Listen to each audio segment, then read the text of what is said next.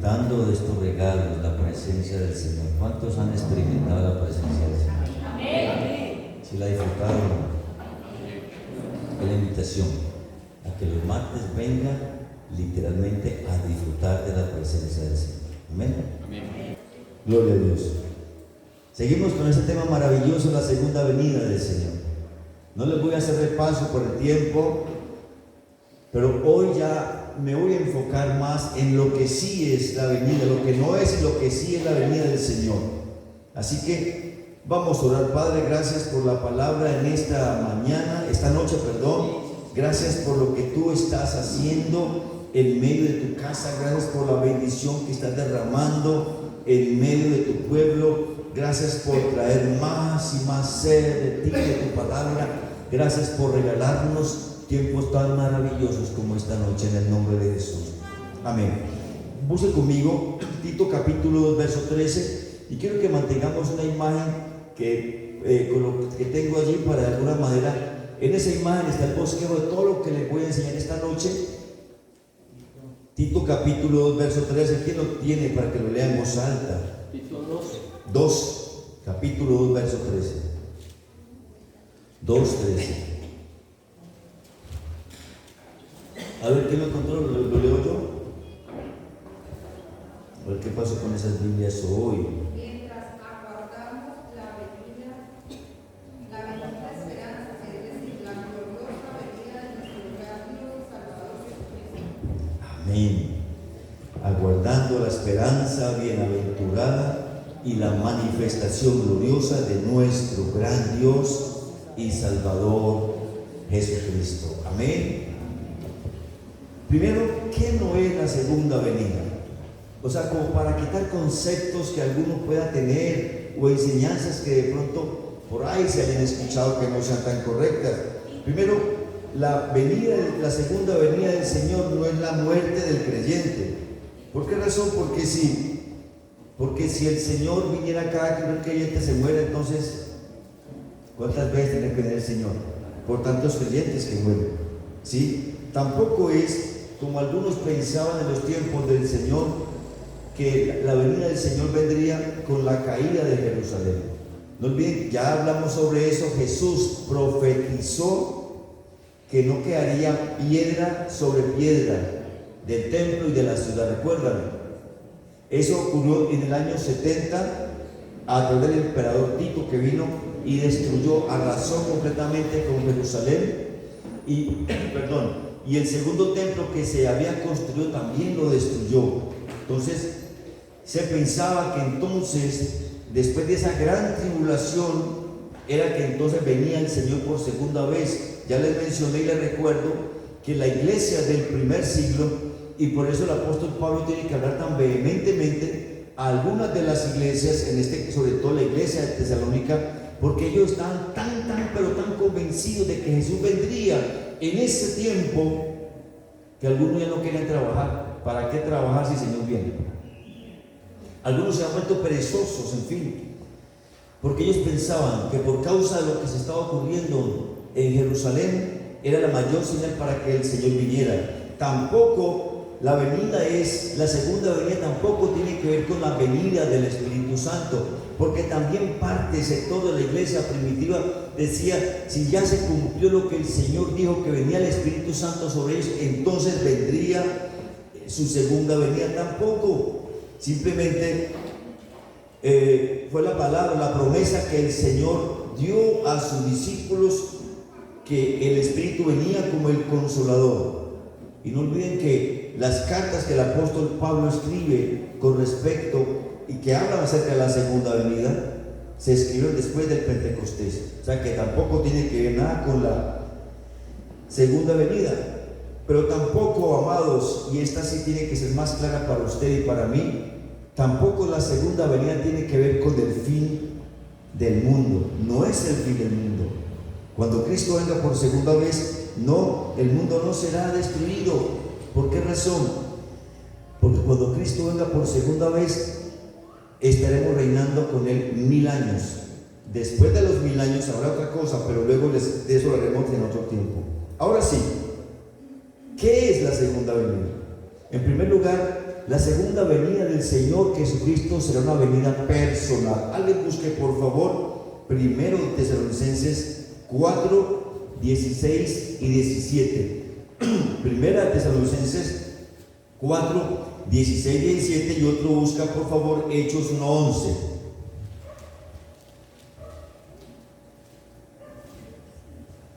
Hechos 1, 11 y 1 Tesalonicenses 4, 16 y 17.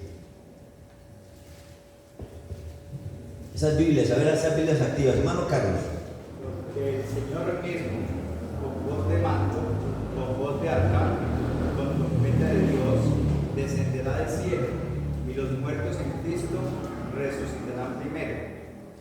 Luego nosotros, los que vivimos, los que hayamos quedado, seremos arrebatados juntamente con ellos en las nubes para recibir al Señor en el aire, y así estaremos siempre con el Señor. Amén. ¿Qué es lo que dice el texto? El mismo Señor, con voz de arcángel, con trompeta de Dios, el mismo Señor, con voz de arcángel, con trompeta de Dios, ¿qué dice? Descenderá. ¿Sí dice así o no dice así? No habla de otra manifestación, habla del Señor mismo que va a venir. Hechos capítulo 1, verso 11. Otra persona que lea. Entonces aquellos dos le dijeron: hombres de Galilea, ¿qué hacen ahí mirando al cielo? Acaban de ver que Jesús fue llevado al cielo, pero así como se ha ido, un día volverá. Así, este mismo, en la versión Reina Valera del 60, mire lo que dice.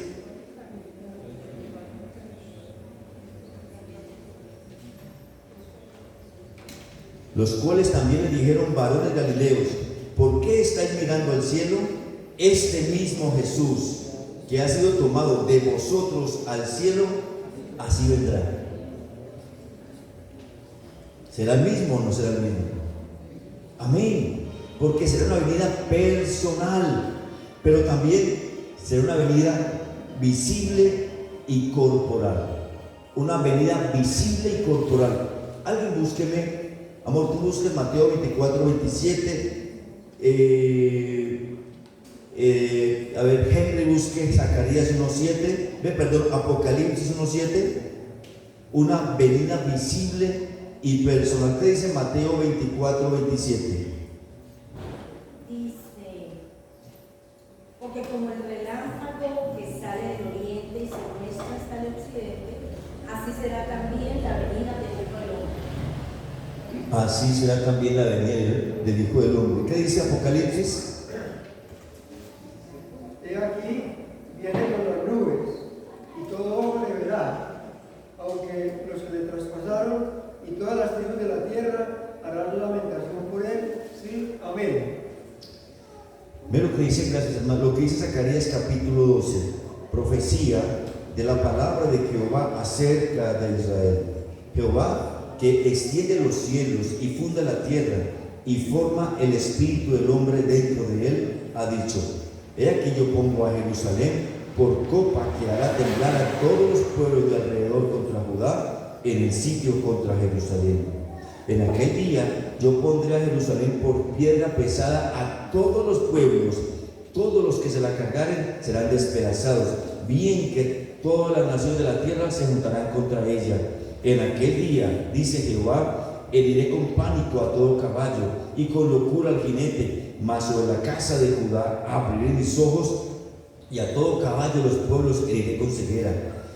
Y los capitanes de Judá dirán en su corazón: tienen fuerza los habitantes de Jerusalén en Jehová de los ejércitos de Dios. En aquel día pondré a los capitanes de Judá como brasero de fuego entre leña y como antorcha ardiendo entre gavillas, y consumirán a diestra y a siniestra a todos los pueblos de alrededor, y Jerusalén será otra vez habitada en su lugar, en Jerusalén. Y librará Jehová las tiendas de Judá primero, para que la gloria de la casa de Jehová y del habitante de Jerusalén no se engrandezca sobre Judá. En aquel día Jehová defenderá al morador de Jerusalén, el que entre ellos fuere débil. En aquel tiempo será como David, y la casa de David como Dios, como el ángel de Jehová delante de ellos. en aquel día yo procuraré destruir a todas las naciones que vinieren contra Jerusalén, y derramaré sobre la casa de David y sobre los moradores de Jerusalén espíritu de gracia y de oración, y mirarán a mí, a quien traspasaron, y llorarán como se llora por su hijo unigénito, afligiéndose por él como quien se aflige por el primogénito. En aquel día habrá gran llanto en Jerusalén, como el llanto de Hadad Rimón en el valle de Megiddo, y la tierra lamentará, cada linaje aparte, los descendientes de la casa de David por sí y sus mujeres por sí, los descendientes de la casa de Natán por sí y sus mujeres por sí, los descendientes de la casa de Leví por sí y sus mujeres por sí, los descendientes de Simeí por sí y sus mujeres por sí, todos los otros linajes, cada uno por sí y sus mujeres por sí.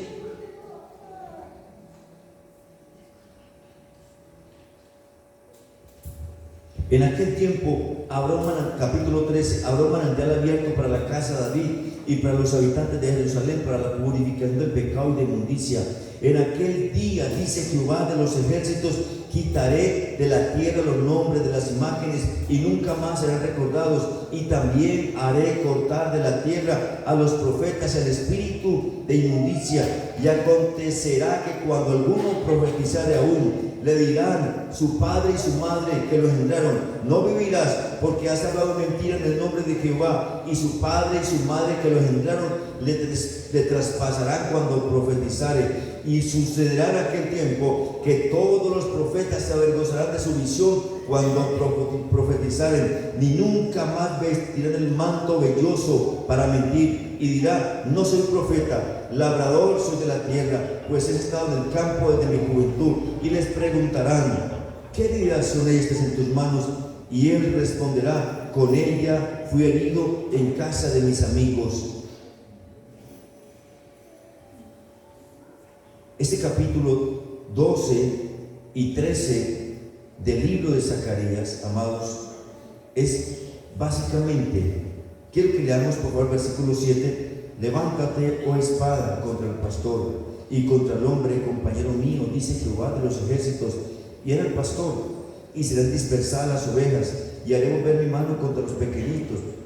Y acontecerá en toda la tierra, dice Jehová, que las 2/3 partes serán cortadas en ella y se perderán, mas la 1/3 parte quedará en ella. Y meteré en el fuego la 1/3 parte, y los fundiré como se funde la plata, y los probaré como se prueba el oro. Él invocará mi nombre, y yo le oiré, y diré: pueblo mío, y él dirá: Jehová es mi Dios. ¿De qué momento está hablando? Está hablando de la segunda venida, cuando Jesús se establezca en la tierra para gobernar, pero que Él haga juicio primero contra su pueblo. Y dice el texto en Zacarías que ellos verán sus manos, verán sus heridas y llorarán, y se lamentarán, y todas las tribus de Israel se lamentarán. ¿Por qué se lamentarán? Porque llorarán y llorarán, viendo que aquel Mesías que había sido profetizado, que había sido anunciado miles de años atrás, ellos lo rechazaron y lo negaron. Y por esa razón, de toda la población del pueblo de Israel que se concentrará en Jerusalén y en Judá, 2/3 parte de ese pueblo que no va a creer en el Señor, que van a ser marcados con el sello de la bestia, ellos serán destruidos, quebrantados. Solamente la 1/3 parte de todo Israel permanecerá firme. Esta escritura no es para la iglesia, no es para usted y no es para mí, para que lo comprendamos. Quería leer, porque Zacarías es el que mejor cuenta, amados hermanos, acerca de la segunda venida del Señor. Pero hay algunas palabras griegas, en tercer lugar, para la palabra parusia. Póngale allá, por favor, ya voy para la imagen. Para la palabra segunda venida, o para el término o expresión segunda venida, la primera palabra es parusia. La expresión parusia significa venida en presencia personal. Parecerá redundancia, no, pero literalmente significa parusia, venida en presencia corporal. En muchos textos el apóstol Pablo le dice a los discípulos, por ejemplo, en 1 Corintios 16, 17, si alguien lo encuentra, y 2 Corintios 7, 6 y 7, él mismo dice, yo mismo iré a ustedes. Si alguien lo encuentra, por favor.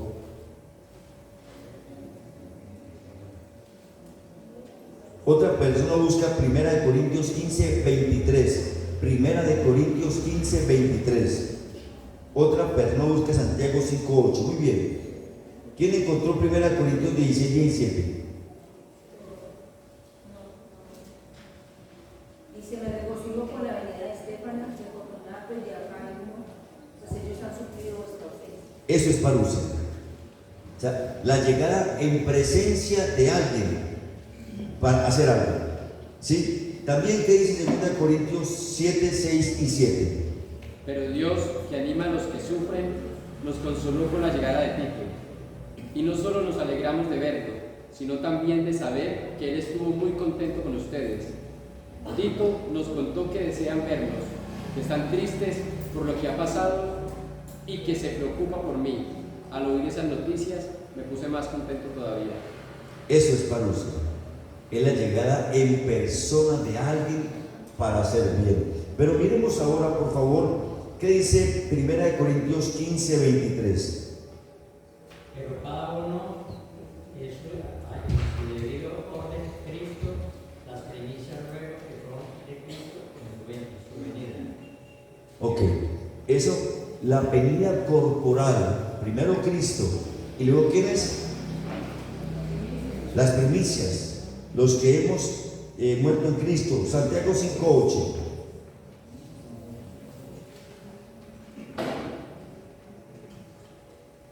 Santiago capítulo 5, verso 8. ¿Quién lo encontró?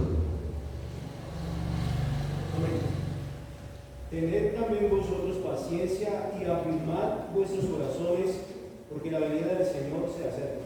Amén. Eso es parusia, la venida en persona de alguien. En este caso, como estamos hablando de la segunda venida del Señor, es la certificación que Él en persona va a venir. ¿Cuánto le da la gloria a Dios? La segunda expresión es epifanía. Epifanía significa aparición y es usada para ambos eventos. ¿Para cuáles eventos? Ahora vamos a mirar que esa venida del Señor tendrá dos tiempos. Ahora vamos a hablar sobre eso. De estos eventos estamos hablando para la Epifanía. 2 Timoteo 1:10. ¿Alguien búsquelo, por favor? Otro busca 2 de Tesalonicenses 2:8.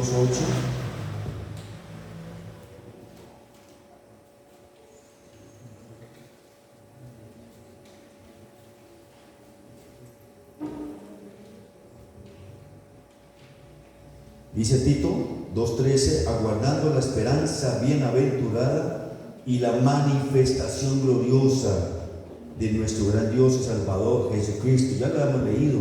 Esa expresión, la manifestación gloriosa, es epifanía. ¿Qué dicen los otros dos textos que les pedí que leyeran? 2 Timoteo 10. 1:10. Pero que ahora ha sido manifestada por la aparición de nuestro Salvador Jesucristo, el cual quitó la muerte y sacó a luz la vida y la inmortalidad por el Evangelio. Amén. ¿Y qué otro texto dije? 2:8. ¿Quién lo tiene? ¿Quién encontró segunda? ¿Sí? Y entonces se manifestará aquel inicuo a quien el Señor matará con el espíritu de su boca y destruirá con el resplandor de su venida. Amén. Amados, eso es epifanía. ¿Sí? La venida, la manifestación de su venida. Entonces tenemos dos palabras. La primera es parusia y la segunda epifanía. No epifania, no. Epifania es un nombre. Epifanía, porque es una palabra en griego. La tercera palabra es apocalipsis. Aquí se escribe con K, no como aparece en el libro, el último libro de la Biblia. Es apocalipsis, que significa correr un velo o telón para revelar. Y este Y esa expresión enfatiza el retorno, o sea, más bien la visibilidad del retorno de la venida del Señor. Vamos a mirar 3 textos. Búsqueme, a ver, yo miro, voy a nombrar por aquí, a ver, yo quiero mirar, a ver, a quién le digo yo. A ver, Yamile, búsqueme por favor, 2 de Tesalonicenses 1:7. Alejandro, busca 1 de Pedro 1:7.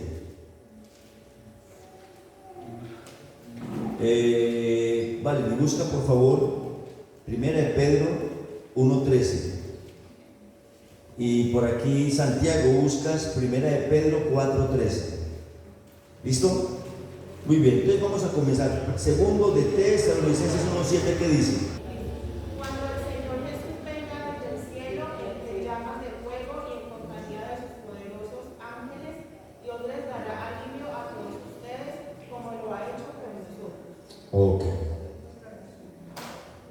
Dice en esta versión: y a vosotros que sois atribulados, dar reposo con nosotros cuando se manifieste el Señor Jesús desde el cielo con los ángeles de su poder. Gloria a Dios. ¿Qué dice 1 de Pedro 1:7?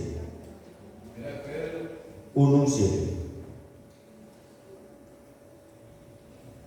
Para que sometida a prueba vuestra fe, mucho más preciosa que el oro, el cual, aunque perecedero, se prueba con fuego, sea hallada en alabanza, gloria y honra cuando sea manifestado en Cristo. Amén. Eso es Apocalipsis. El versículo 13, ¿a quién le corresponde de ese capítulo? 1 de Pedro 1:13 primero. ¿A quién se lo entregué? Ah, vale.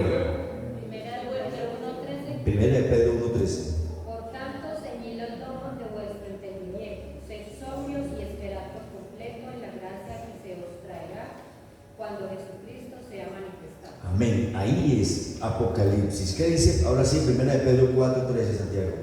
Si no gozaros por cuanto sois Duro. ¿Qué tal si te pones de pie para que te escuchen bien? Mire para allá, hermano, eso sí. Si no gozaos por cuanto sois participantes de los padecimientos de Cristo, para que también en la revelación de su gloria os gocéis por la fe. Eso, en la revelación de su gloria, es exactamente esa expresión Apocalipsis, que es correr el velo o enfatiza la visibilidad del retorno de nuestro Señor Jesús.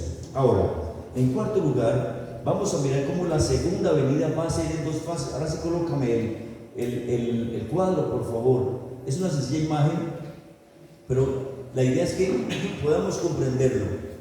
Aún no les he enseñado acerca del rapto de la iglesia, aunque lo he mencionado varias veces. Del rapto vamos a hablar también, pero miremos cómo viven ustedes hoy, cómo vivimos nosotros hoy. En esa segunda venida, como estamos hablando, son 2 fases. La primera fase es el rapto, 1 Tesalonicenses 4:13 al 18, que ya lo leímos. Y la segunda fase viene después de los 7 años de la gran tribulación, ¿sí? Y aquí están los pasajes bíblicos, que es cuando ya Cristo viene a la tierra con sus santos ángeles, con sus santas millares, como dice Judas en el versículo 14 del único capítulo que hay. Entonces, primera fase es cuando Cristo venga por sus santos en el aire. 2 de Tesalonicenses 2:1, ¿quién lo encuentra, por favor?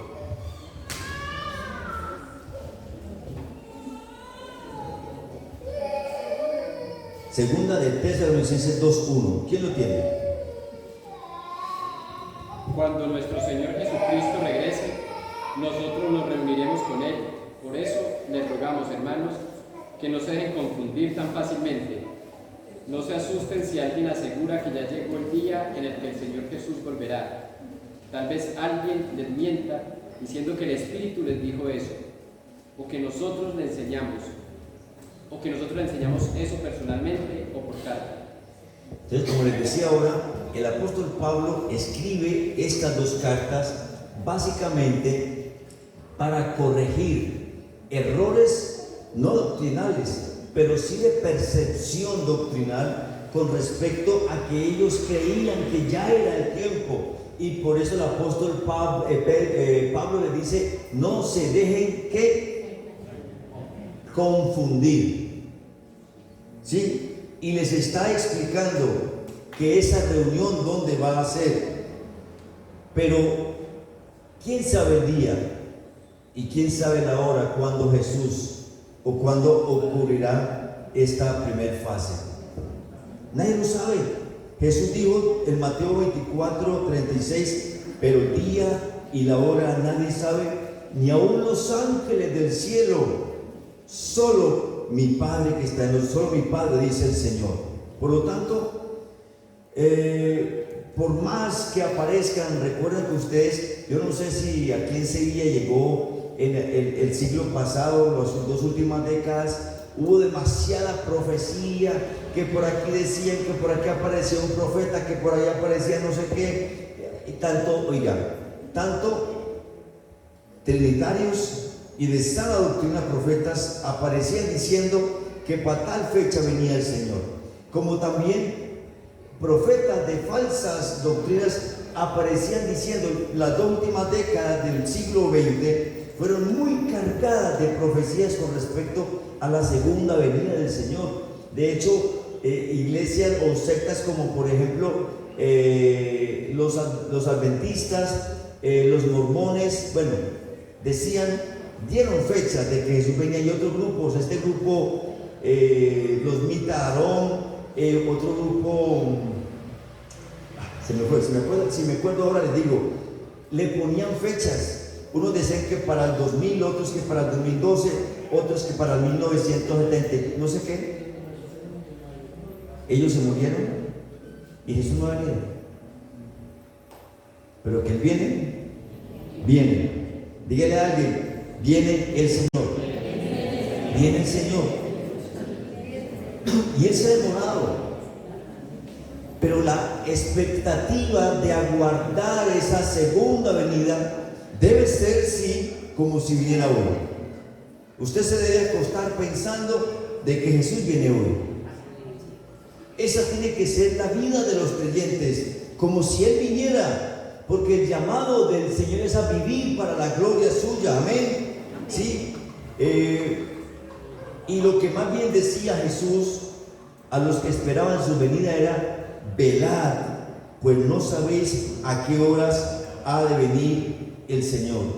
Y parábolas, por ejemplo, como de los talentos en Mateo 25, parábola como por ejemplo de las 10 vírgenes en Mateo 25 también, esas parábolas tienen una connotación impresionante con respecto a también la parábola del mayordomo infiel. Todas esas parábolas tienen la connotación de la preparación que el pueblo de Dios debe tener para esa segunda venida. Recuerden que en la parábola de los talentos el Señor le repartió los bienes a sus siervos, 5, 2 y 1, conforme a su capacidad. Y luego dice por allá, después de mucho tiempo. O sea, la parábola se puede comprender, creo que aquí en la iglesia he explicado esta parábola. El tiempo literal, si lo aplicáramos a una realidad que Jesús ve en esa su época, para poder tomar este ejemplo del reino y que ellos entendieran el mensaje que les quería transmitir, era de su segunda venida. Es que después de mucho tiempo vino el Señor de aquellos siervos, ¿recuerdan? Esa expresión después de mucho tiempo tiene 2 connotaciones: una escatológica para esta segunda venida y otra literal para los tiempos que era costumbre de los reyes o gentes muy poderosas distribuir sus bienes entre siervos para ir a recibir una posesión de la ciudad, un gobierno, etcétera, etcétera. En la primera forma son más o menos 20 años, pero en la segunda forma estamos esperando. Aún no sabemos, ¿verdad? Por eso el apóstol Pablo exhorta a la iglesia a buscar la venida del Señor, del día de Dios. Esta primera fase de esa segunda venida es solamente para usted y para mí. Quiero que vayamos segunda de Tesalonicenses.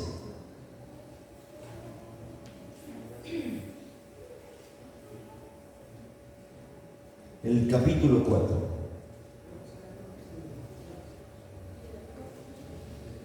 Perdón, primero.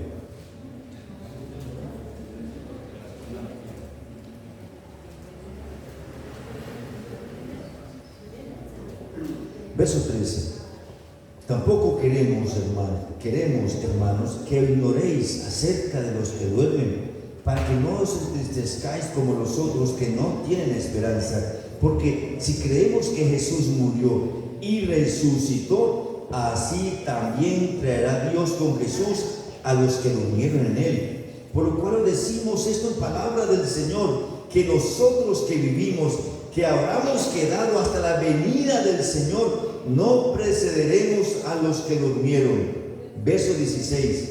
Porque el mismo Señor, el Señor mismo, con voz de mando, con voz de arcángel y con trompeta de Dios, descenderá del cielo, y los muertos en Cristo resucitarán primero. ¿De quiénes están hablando? De todas aquellas personas que murieron antes que usted, siglos pasados, milenios pasados, en Cristo. Todas esas personas, antes que usted y yo subamos, van a resucitar. Después, como el apóstol Pablo dice, los que habremos quedado. ¿Quiénes son los que habremos quedado? Es posible que usted y yo, es posible que para esa segunda venida, en esta primera fase, usted y yo estamos vivos. Bendito el Señor. Hermanos, no se imagina el anhelo que yo tengo de disfrutar eso. Yo no sé por qué yo siento que nos va a tocar a nosotros en estos 20 años. Yo no sé, yo no soy profeta de fecha, no sé, pero yo sí creo que en estos 20 años es suficiente para que se cumpla esta palabra, que el Señor va a venir con voz de arcángel, con trompeta de Dios. Los que murieron en Cristo van a resucitar, y nosotros los que hemos quedado, ¿qué va a ocurrir con usted? ¿Qué va a ocurrir conmigo? A ver, dígalo emocionado. Seremos levantados y en los aires seremos transformados. Eso merece un aplauso, hermano. Amén. Amén. Luego nosotros, los que vivimos, los que hayamos quedado, seremos arrebatados juntamente con ellos en las nubes para recibir al Señor en el aire, y así estaremos un ratito nomás, para siempre. Entonces, esa es la primera fase. Perdón. La segunda fase es cuando Cristo venga con los santos a la tierra. Leamos de nuevo Judas 14. Tiene un solo capítulo, sí. ¿Quién lo va a leer? Judas 14.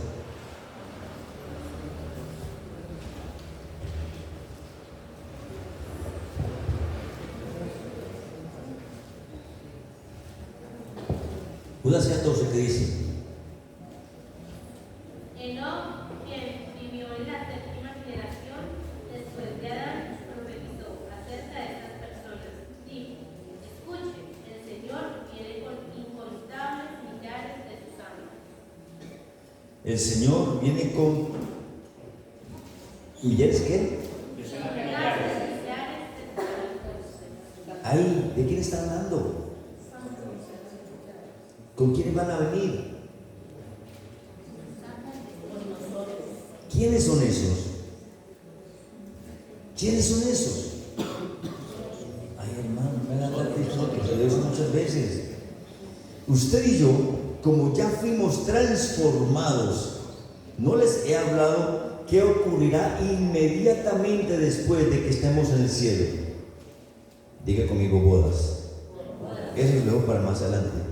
Yo dije que 8 conferencias, pero me falta, hermano, material. Pero es que es muy emocionante hablar de esto. Antes de venir Jesús con esas altas millares, ustedes y yo, transformados, que somos ángeles, pero con carne y hueso, literal, pero transformados, vendremos con Él en su segunda venida. Esta colóqueme la imagen, por favor. Esta es la segunda fase de la segunda venida, ¿sí? Y ya se hará que por 1000 años, Jesús estará gobernando. ¿Con quiénes? Con su pueblo. de cualquier parte del planeta.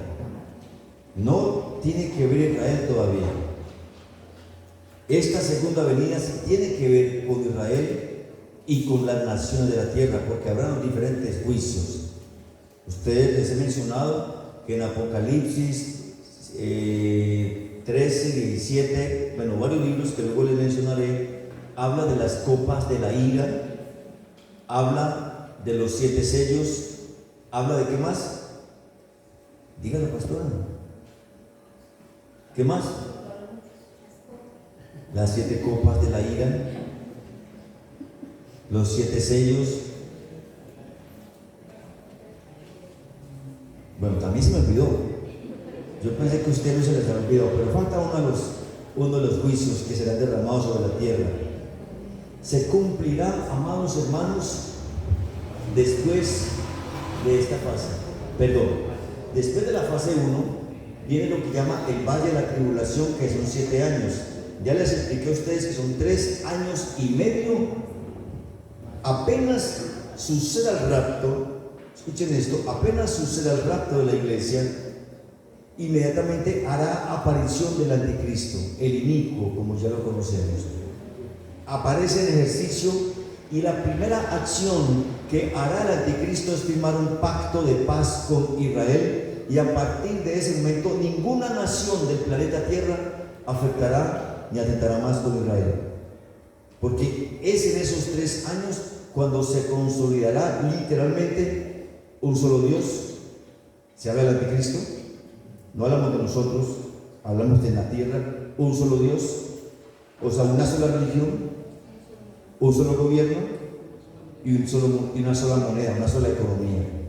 En ese momento, después del pacto, y en el templo que se está construyendo, no lo sabían, ya se está construyendo el templo en Irak.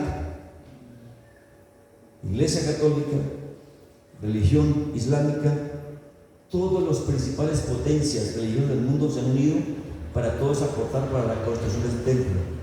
Y por 3 años y medio los judíos volverán al templo como si fueran Jerusalén a ofrecer sacrificios a Dios, creyendo que Dios perdió el anticristo por 3 años y medio.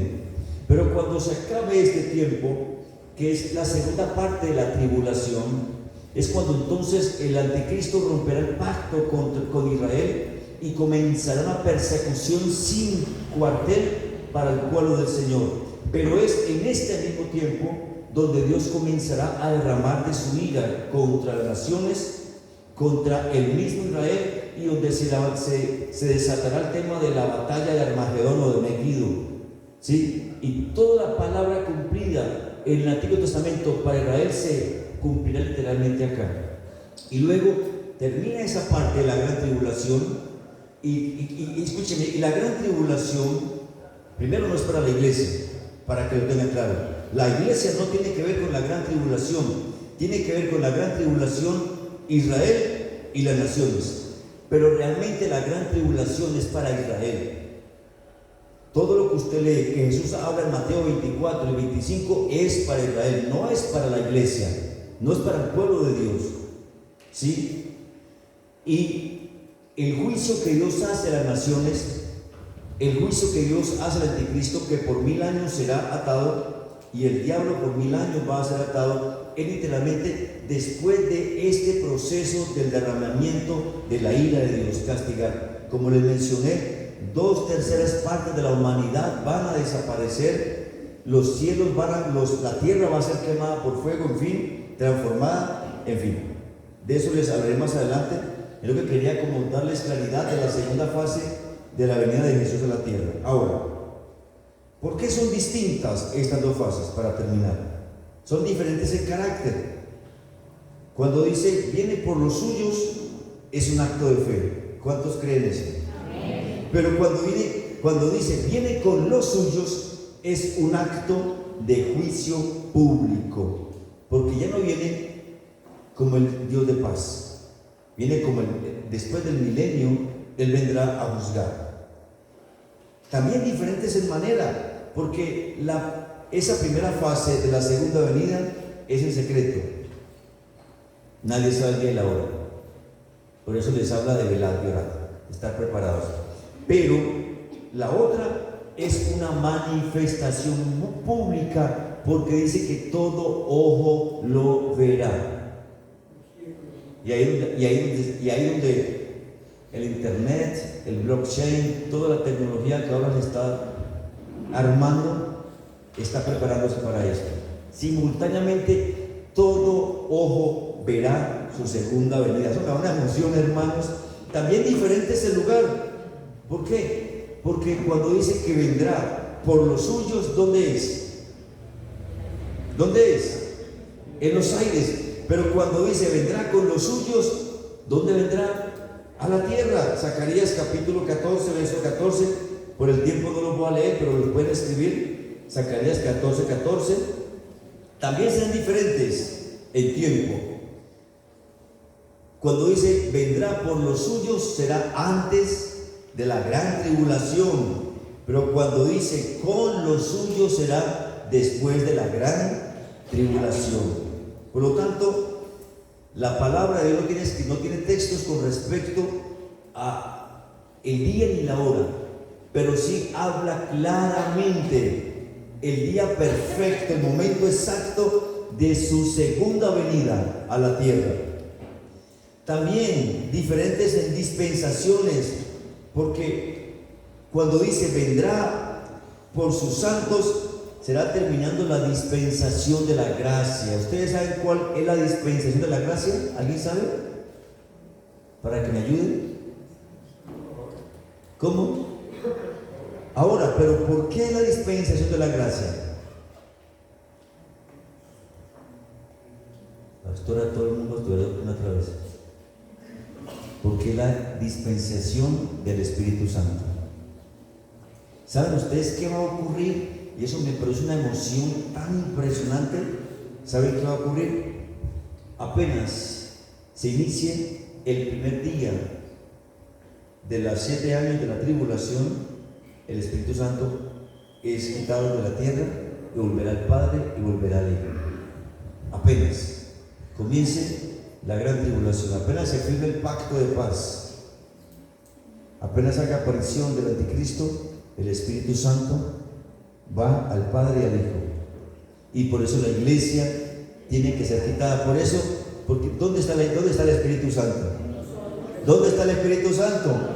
¿Quién se lleva el Espíritu Santo? La iglesia. Por eso el rapto, la parusia, es el arrebatamiento también del Espíritu Santo, porque Él se va en usted o se va conmigo, con nosotros. Y esto realmente es maravilloso. Pero cuando dice viniendo con sus santos, ocurrirá al principio de la dispensación del milenio. Qué rico. Pero también diferentes en propósito, porque cuando dice viniendo por sus santos, Él va a cumplir la promesa de llevar a los suyos con Él. Recuerda que Él le dijo a los discípulos: es necesario que yo me vaya y que venga el Consolador. Él cumple la promesa y la va a cumplir. Pero cuando dice viniendo con sus santos, vendrá como guerrero en caballo blanco para destruir a todos sus enemigos. Y termino, diferentes en relación. ¿Por qué? Porque cuando dice por sus santos, será la adopción final de los hijos de Dios. Por favor, ahí sí quiero que usted lea, o leamos Romanos 8, 19 al 23. Perdón, Romanos 8, 19 y verso 23. Para que entendamos esto.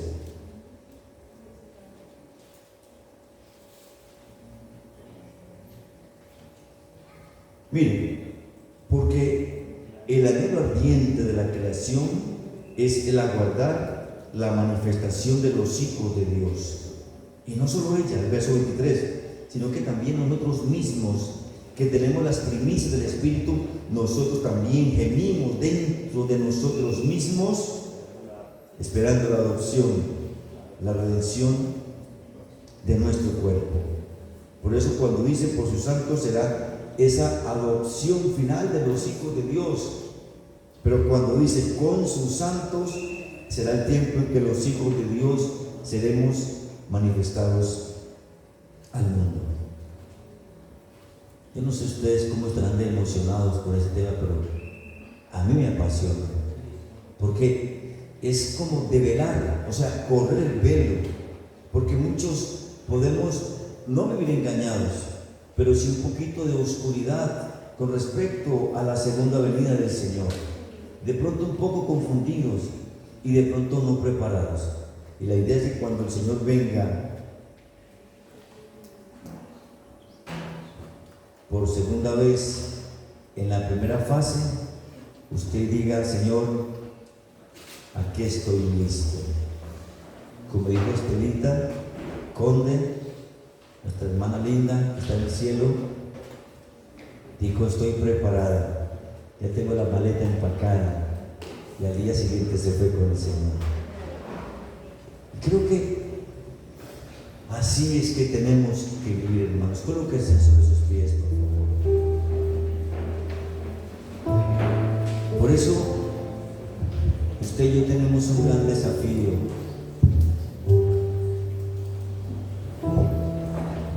Escúchenme bien: el que tenga que perdonar, perdone. Por eso, el que tenga que pedir perdón, pida perdón. El que deba, pague. Sí, el que está jugando con fuego, hermanos, conságrense. El que está dudando si va a servir o no va a servir, ya déjense cuento de inestabilidad, sí o no. El que está jugando por ahí con el pecado, ya suelte. Será muy doloroso para un padre ver que su hijo se queda, pero igual después de que seamos transformados ya no va a importar. Será muy doloroso para una mamá ver a su hijo en el mundo, se va a perder y se va para el infierno, sí es cierto. Será muy doloroso para usted ver a su papá que se va para el infierno, se va a perder. Por eso, mientras estemos en la tierra, amados, tenemos la oportunidad de predicar, de poner en práctica lo que Dios nos regaló esta noche: espíritu de gracia y de salvación. Usted no puede ver a sus padres, a sus seres queridos, si no están buscando el Señor. Usted no los puede ver de manera diferente, sino yéndose con usted para el cielo, para encontrarse con Jesús. Ese tiene que ser su lema, su misión, su rema, su desafío, su compromiso. No se dé el derecho de acomodarse, dejar de orar por ello, no se dé el derecho. No se canse de hacer el bien, no se canse de verlos en lo mismo y no cambian. No se canse de orar, no se canse de ayunar por ellos. Amados, si no se arrepienten, se van a perder. Se van a perder. Y el regalo más hermoso que yo como pastor, como hermano, es que mis hermanos, mis hermanas, mis sobrinos, todos los vea subiendo conmigo para encontrarse con el Señor. Ese es el desafío. No quiero que ninguno se pierda, y usted tiene que querer lo mismo. Gracias, Señor. Gracias por este maravilloso desafío que estás trayendo a esta iglesia, este despertar paso a paso, Señor, este querer más, este buscarte más, Señor, este desearte más. Y cuando tu iglesia, Señor, hace eso, hay respuestas. Tú respondes, Señor. Porque en el buscarte más es cierto que nos preparamos mucho más y estamos listos.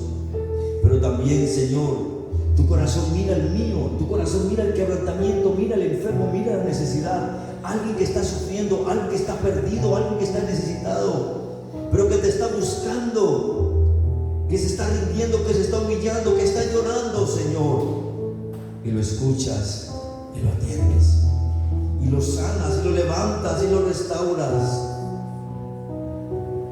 Esta noche, Señor, mi clamor es que mires al que vino enfermo, porque tiene un corazón quebrantado. Tú miras al humilde, tú miras al débil, tú miras al quebrantado, tú miras al que se humilla, pero desprecias al que se enaltece, al que tiene su corazón duro, Señor, que no quiere perdonar, que no quiere olvidar, que quiere mantener su corazón dañado. A ese lo miras con desprecio. Pero miras a aquel que se humilla porque te está buscando y sufre su necesidad, y haces un milagro en casa, en su familia, en su economía. Y clamo esta noche, Señor, para que hagas milagros, que los que llegan enfermos, Señor, se vayan con su cuerpo sano, y que te den gloria. El próximo martes traigan a otros enfermos y también sean sanos, y multitud de enfermos lleguen a esta casa, porque tú los estás sanando, porque sus corazones están quebrantados buscándote. Señor, que el que necesite un milagro en su cuerpo esta noche, por causa de ese corazón quebrantado, lo toque de una vez. Y hermano querido, reciba sanidad en su cuerpo si viene enfermo. Si su corazón está como el Señor lo quiere ver, reciba sanidad. Porque estoy orando en el nombre de Jesús, declarando fe, la fe aumentando en su corazón, en su vida. Padre, en el nombre de Jesús de Nazaret, las puertas han sido cerradas por el enemigo. Toda maldición, todo quebrantamiento, toda opresión espiritual es quebrantada en el nombre de Jesús, porque el diablo no resiste la presencia de Dios, y aquí está la presencia de Dios. Porque la maldad, el pecado, la enfermedad, los demonios no resisten la presencia de Dios, y aquí está la presencia de Dios. Así que en el nombre de Jesús huyan, se van atados de cada uno de estos hijos, fuera de ellos. Y declaro esta noche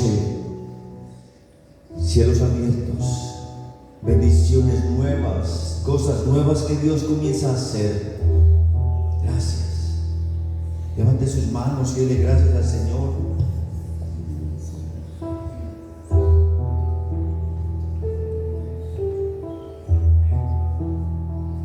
Señor, gracias. Gracias. Oh, me emociona tanto ver al Señor manifestándose. Me da tanta felicidad viendo al Señor esta noche tocando personas. Yo lo estoy viendo en mi espíritu. El Señor está pasando por su lado. El Señor está mirando corazones quebrantados y está diciendo al que no está quebrantado: permiso, porque quiere tocar. Uno que me está amando, uno que está derramando su bálsamo, uno que está derramando su corazón, uno que está derramando su frasco de alabastro a mis pies, y lo está tocando, y lo está levantando, y lo está llenando de su gloria. Gracias, Señor. Recíbanlo esta noche. Gracias. Gracias. Si lo recibe, dígalo: Señor, lo recibo. Si lo creyó, dígalo: Señor, lo recibo. Gracias, gracias, gracias, gracias, Señor.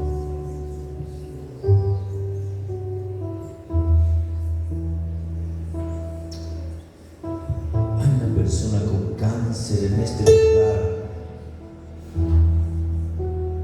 Jesús lo está tocando ahora mismo. Lo está tocando porque Él ha visto el corazón quebrantado. Él ha visto el dolor, la angustia, el miedo, y lo está tocando y lo está sanando, está secando ese tumor, lo está secando ahora mismo. Gloria a Dios. Huesos se están curando esta noche, aleluya. Huesos, vértebras se están restaurando esta noche. Problemas digestivos, Jesús los está tocando y los está secando ahora mismo. Señor, gracias, aleluya, aleluya, gloria a Dios. Padre, gracias, Padre, gracias, Padre, gracias. Lo recibo. Yo lo recibo, yo lo recibo, yo lo recibo, Señor. Gloria a Dios.